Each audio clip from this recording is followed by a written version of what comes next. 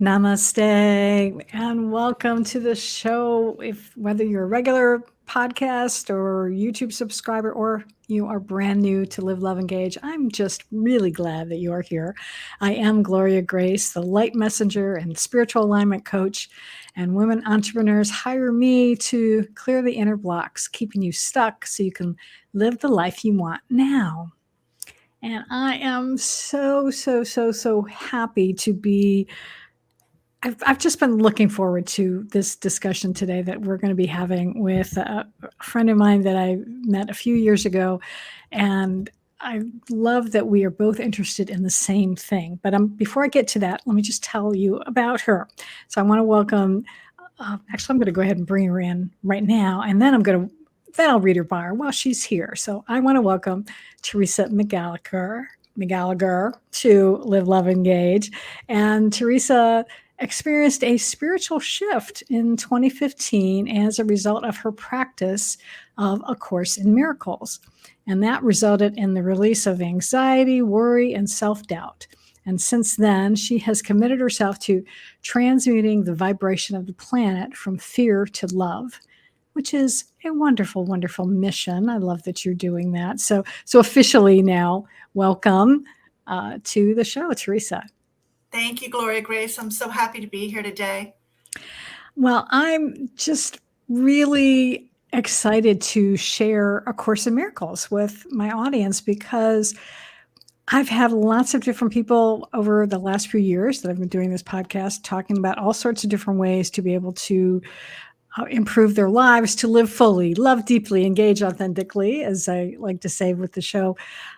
And one of the things that started me on my path, among others, was discovering A Course in Miracles, and A Course in Miracles, I should say. So I would love to have you share what drew you to this course, and maybe you can explain a little bit about what it is as well. For those of you out there listening, going, "What is she talking about?" So I'm gonna leave that to you because you really are much more of an expert in it than I am. So I'm gonna have you tell people a little bit about your journey and about what it is. Okay, so I'll start off by saying that I was raised Christian. I was raised in a Methodist household, Protestant, so not too evangelical, not too crazy, but we did go to church every Sunday. And I went to Vacation Bible School in the summer, and I loved Vacation Bible School. I loved, all the Bible stories, Jesus loves everybody, all of that. But I did have issues with the church growing up because I felt like a lot of the things didn't make sense. I couldn't reconcile some of the things that I was told. And I started exploring different faiths and different religions at a pretty young age. As a teenager, I visited churches of my friends and a Jewish synagogue. And then I learned about the Baha'i faith and became very fascinated by that. And I was really just kind of always looking for answers to these questions that I had about my faith that didn't make sense, or my lack of faith, I should say. And when I was in my 20s, I realized that I had grown up in a dysfunctional household. I thought I grew up in a very normal household, an average American family of 4 living in the suburbs. But I came to realize that my father was an alcoholic, that my mother was codependent, and that I discovered Al-Anon and 12-step work. So I dove into Al-Anon with a vengeance because I thought, here are the answers to all these questions that I've had about life.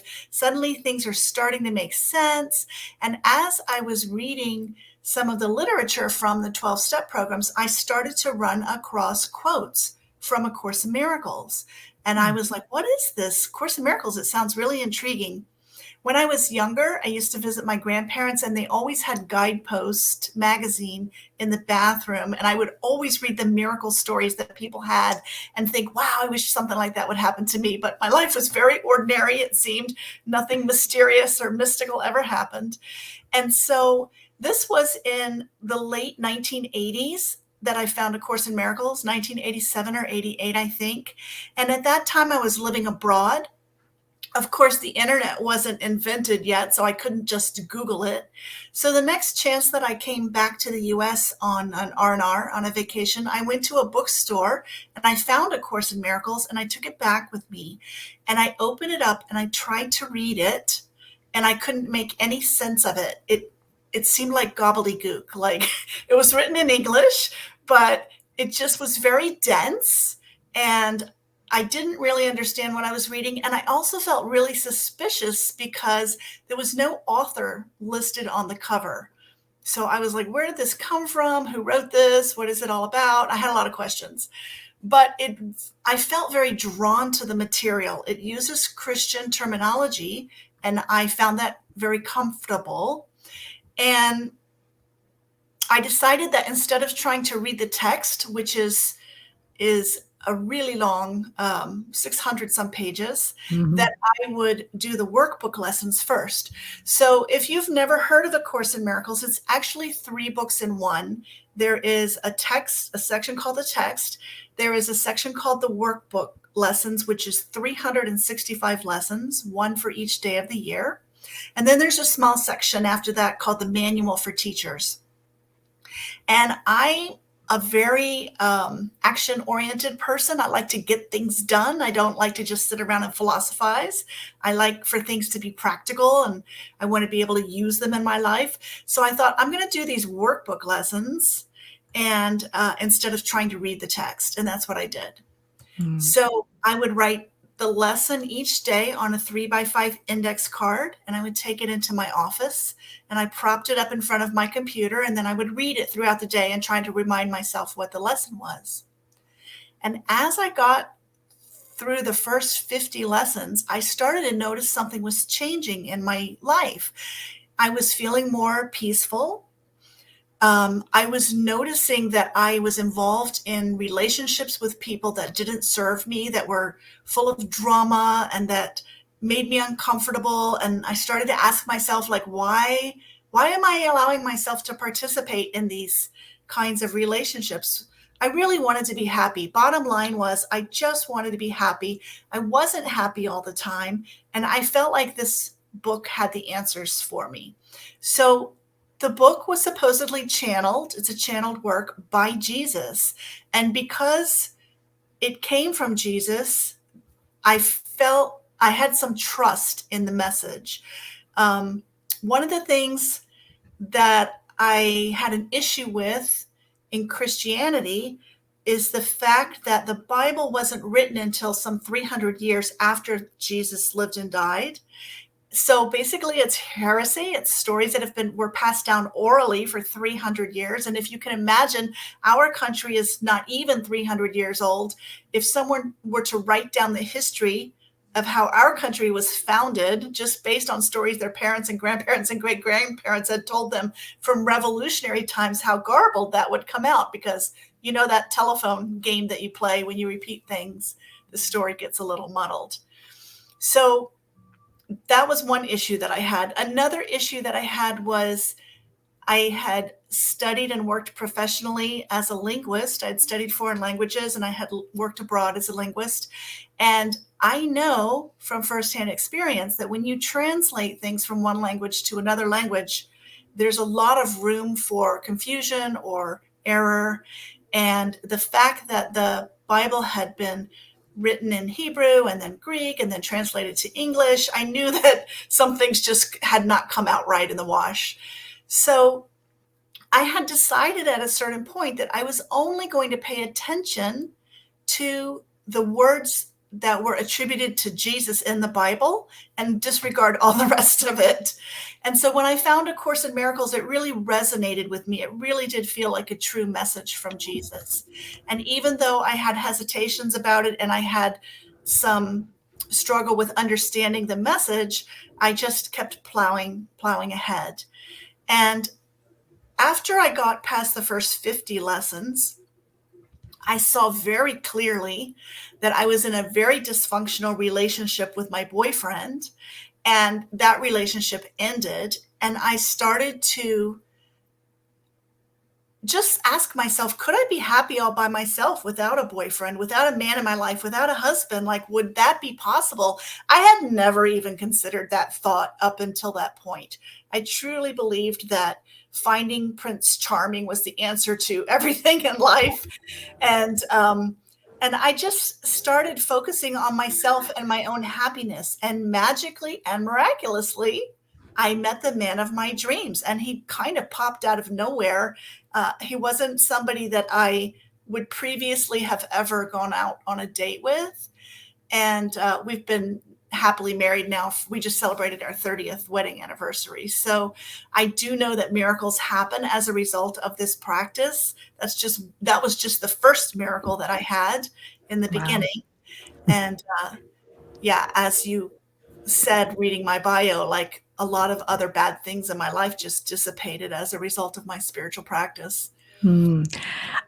So many good things that you mentioned there. And one of the things that I've loved, I was going to ask you about, but it's interesting that you went ahead and brought it up, because it was how I was introduced to the course, as well as I had a counselor who told me, just go straight to the lessons.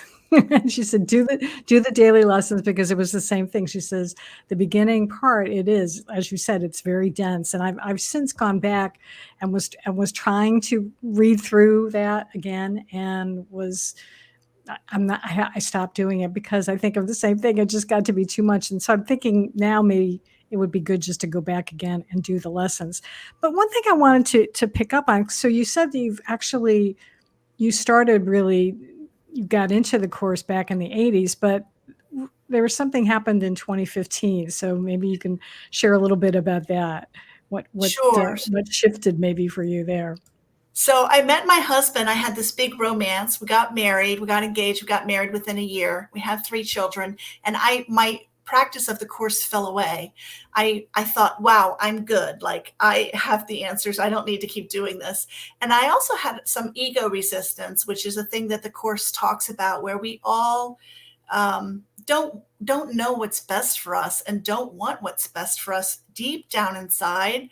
We all believe that we're flawed in some way, that there's something wrong with us, and that we don't deserve to really be happy.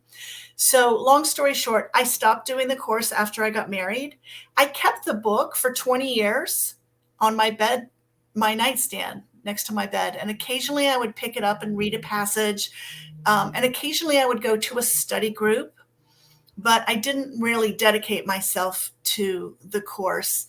And my life was mainly very good, but when I had children, I started to backslide a little bit. My parenting, all of us parent the way we were parented. We don't have any other role models. And I started to be really stressed out about certain things again. And I had convinced myself that the course required a lot of attention, and then I didn't have the time and energy to give to it while I was raising 3 kids and working full time. And that one day, when my children were grown and I had the free time, I would do the course. So 20 years passed, my children grew up, I retired, and I didn't know what to do with myself. And I thought, well, you told yourself you were going to do the course when you got to this stage. Now you need to do it. And so that's what I did. I opened the book one day, and my eyes fell on the table of contents, and I noticed for the first time that there were 31 chapters in the book. And I thought, if I read a chapter every day, I could finish this whole book in 1 month, the text. And that's what I did. So in October of 2014, I read the entire text in 1 month. I didn't understand a lot of what I was reading, but I just made a commitment and I just plowed through. So that happened. And then after I finished the text, I was preparing a newsletter for my church. So at that point in time, I was attending the Unity Church. And I wanted to put a link to Unity Radio in the newsletter. And so I went to the Unity Radio website to look for the link. And I saw that they were interviewing a teacher of A Course in Miracles whose name was Lisa Natoli. I had never heard of her. And her interview fascinated me because she was teaching the course in a way that was really simple and easy to understand and practical, and showing how to apply it to your daily life. It wasn't just theory. And so I started following her, and I found out that she was offering a free program that was going to start on January 1st of 2015. And her program was called the 40-Day Program for Transformation. And I signed up and I did her program for 40 days. And I just started having one miracle after another happen to me. I started having healed relationships with family members. I woke up every morning excited for the day. It felt like Christmas every day. I could not wait to run downstairs and watch her video for the day and do my lesson for the day and then see what miracle was going to happen. So I did that. And then when that program ended, I was like, wow, what's next? Like, I felt a little adrift. And then I found out she was offering a paid program, which was called Living in Purpose. That she no longer offers that program, but it was a 6-month program. And I really waffled because I didn't really want to pay for it, but I bit the bullet and I did it. And that program taught me to be still, to listen for inner guidance, to not make any decisions on my own, but to always ask for help from a higher power, and to basically practice that every day of my life. And when I got to the end of the 6 months, I noticed that I just felt relaxed all the time. Like all the worries and fears and anxieties and doubts that had plagued me my entire life had evaporated, and I didn't even notice when it happened. It was so subtle, and it was so, it wasn't like fireworks. I just suddenly noticed that I felt like a different person one day. Like the things that I used to fret about didn't bother me any longer. So I also did commit at that point in time to do the workbook lessons fully, the entire 365, because I had never really got past 52 or something. And I did that, and I have continued to do the lessons every day for the last 8 years. So, Wow. so I find every time I go through them, I get a different level of understanding. It's sometimes almost like I've never done them before. I see the message in a new light. So I feel like there are layers to be undone with our human conditioning, and the workbook lessons very gently and slowly just unravel all of the madness that we've created for our lives. Oh my goodness. You're encouraging me now to go back in and take a look at this, take a look at it again. And I think rather than even doing the text, it's probably time for me to just do the daily lessons and commit to doing that. And I like that as we're recording this, it's almost June, so it might be a good time to start maybe June 1st, or maybe I'll just start tomorrow. Why wait, right? Maybe just do it that way. I would like to say for anyone who's not familiar with A Course in Miracles that you cannot do it wrong. There's no right way to do it. Some people start with the manual for teachers and read that because it's short and easily digestible. Whatever resonates with you is the way that you're meant to go. Yeah. And I will tell you also, I'll share with folks that I know you got a copy of it at the bookstore, but there are copies online. There are electronic copies online that you can find. And so that's where I actually was able to find mine, as I was able to get a PDF copy. And so I have it on my computer, and that made it handy for me, because then I could just, open it up and look at it every day. You've talked a lot about so many great things and about such a profound effect that it has had on your life. And I do appreciate that you just said too that that you can't really get it wrong.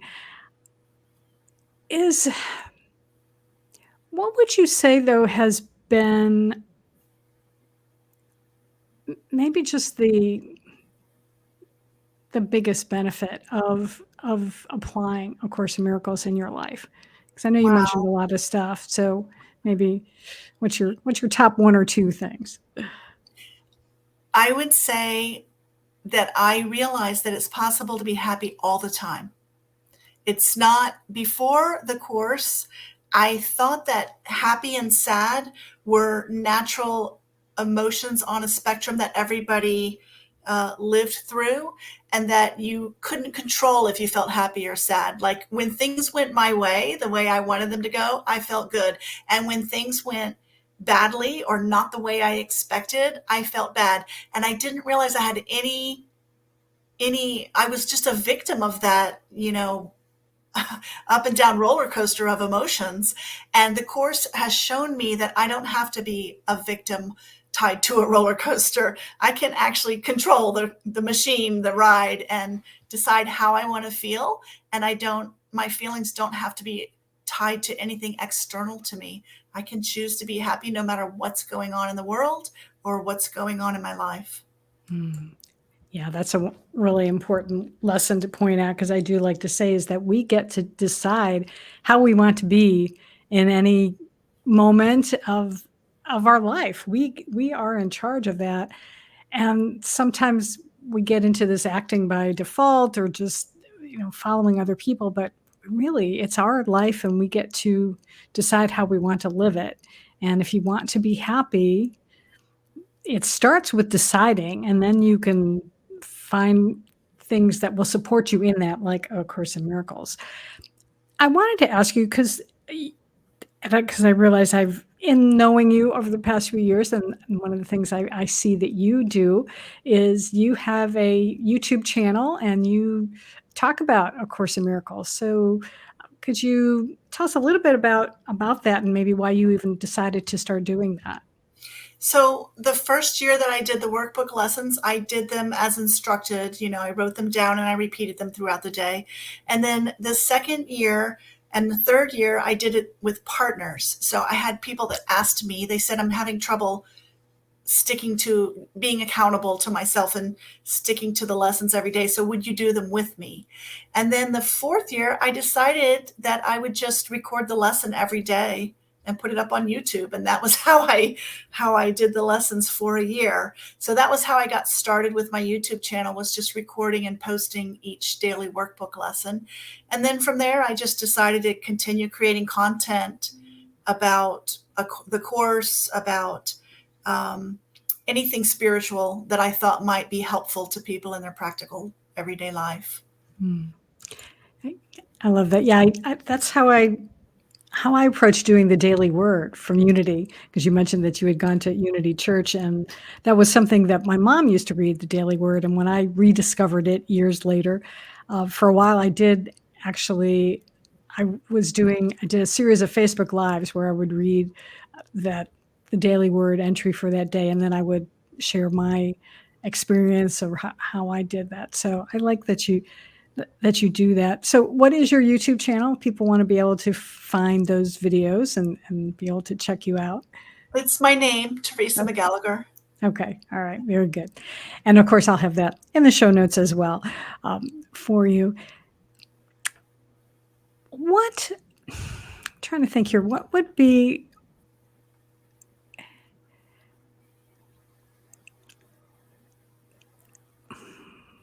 what's the most challenging thing? Yeah, that's what I want to ask you about. What's been the biggest challenge that you found in either getting through the course or yeah, let's say, has there been anything particularly that challenged you in using this uh, method to help you in your life? There are probably a couple things I could say, but I think the biggest one is just deep down inside, a lot of us are driven by fear and we don't realize it. And what I found for me was that I had a deep seated fear of being seen by others as somebody weird or wacky or woo woo. So I didn't talk about A Course in Miracles or tell people that I was a student of it for decades, literally. Like I thought if anybody knew I was doing this, they would, reject me. And I was fearful of rejection and abandonment and criticism. So that was a big stumbling block for me in the beginning. And then even after I felt like I had a firm grasp of the material under my belt, the ego gets in. I found myself in a lot of Facebook groups for students of A Course in Miracles where people were arguing about things like which version is the right version of the course and which teacher is the right teacher, and you're misinterpreting the course. And the course is all about getting rid of conflict and seeing the commonalities in each other instead of creating more conflict. And so I would find myself sometimes engaged in these discussions about the course and then realize that I'd just gone down a rabbit hole right back to where I started before I found it, because the course is about acceptance and love and not making other people wrong. So if you're using it to make other people wrong, you're misusing it. But yeah, that's been a challenge for me, is to see where I get caught in that sometimes and then to step away. Okay. Well, I'm going to change gears just a little bit here, because I like to ask my guests this question to see the different responses that I get. So I would love to know, what are you curious about right now? Oh my goodness. I love to do research. I'm curious about a million things. And when I find myself curious about something, I just go look it up.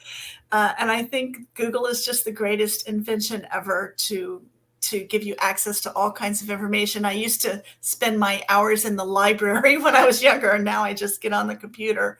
So, but I'm very interested in spirituality, spiritual teachers, awakened masters, ascended masters, all things metaphysical, mystical, miraculous, which is the banner on my YouTube channel.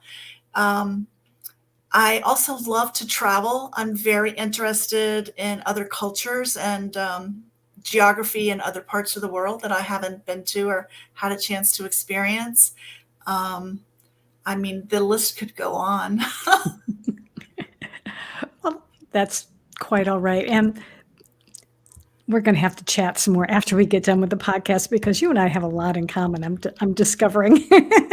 And so, but I'm not going to bore our listeners with all that right now. But I want to ask you also, is there anything else important about A Course in Miracles, or about even the work that you're doing, that I haven't asked you about that I should have? I would like to say that A Course in Miracles is not for everyone. It has been my path, and it has been my road to release from a lot of negativity in my life. But I feel that it is a body of work that is for you if it calls to you. If you feel attracted to it and it resonates with you, then it's for you. If it doesn't resonate with you, then your path is some other path. And the Course says at the very beginning that there are thousands of paths back to God, back to the Creator, back to our source, and that A Course in Miracles is just one of them. I think that's an important point to bring out. And it's interesting, because I'm trying to think, how did I get involved in A Course in Miracles in the first place? And I think it's one of these things where whatever teaching it is that you wind up finding that helps you in your life, I think the universe leaves clues. And so for me, as I'm thinking back, I think I would hear about it from different people, or read about it different places. And then when I was going through an exceptionally challenging time in my life, I had a counselor who suggested it, and I was like, okay, I think it's time for me to check it out. And because I think I'd even looked at it briefly even before that, but I wasn't ready. And I think that's also the fact that sometimes it may not be for you, but it also may not be for you now, but it might be for you later. Absolutely. I mean, that was my experience. I wasn't ready for it in the 1980s. I got a little dose, and then I needed a break for 20 years. Yeah. And that's perfectly fine. It really is. And because, yeah, I firmly believe that the universe is love, and the universe loves us, and it'll keep finding a way to let us know that, even if sometimes our ego does get in the way. But everything gets there in its own time. Thank you so much for being here today. And just again, just to remind our listeners, if they want to learn more about you and see what you're up to in the world, where's the best place for them to be able to contact you? So I have a website, which is my name, Theresa McGallagher, and I'm on YouTube, as you've mentioned. And I also have a Facebook group called the Miracles Attraction Community. So I would love to invite anyone who's interested to join me there. All right, excellent. Well, again, I'll have all of that in the show notes. So if you are listening right now somewhere where you don't have a pen handy, go to liveloveengagepodcast.com later on, or even your regular podcast place that you get that information from, and check the show notes, and then you'll be able to get all of that information. So again, thank you so much for being here. You have inspired me to take another look at the course. I think it's time for me to revisit it. It's been a few years, so I think I'm going to take a look at it again. And I really appreciate you being here today, Teresa. It's been my pleasure. Thank you for having me. And I want to thank all of you for listening and for watching on my YouTube channel as well. I appreciate you. And I encourage you, if you're not subscribed yet, hopefully this will have changed your mind and you will hit that subscribe button, or, what did they say on YouTube? Hit the bell, or, whatever you're supposed to do on there. I don't want to deal with it right now, but you know what I mean. Anyway, and as always, I encourage you to go out today and every day and live fully, love deeply, and engage authentically.